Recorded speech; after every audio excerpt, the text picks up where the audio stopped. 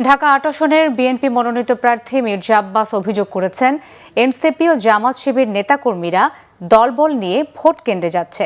তারা কেন্দ্রে ঢুকছে কি উদ্দেশ্যে? তারা ব্যালট পেপারে সিল মারতে পারে।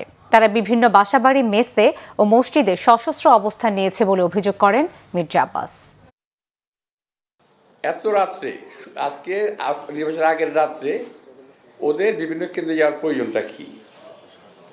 সম্ভাব্য কি হতে পারে?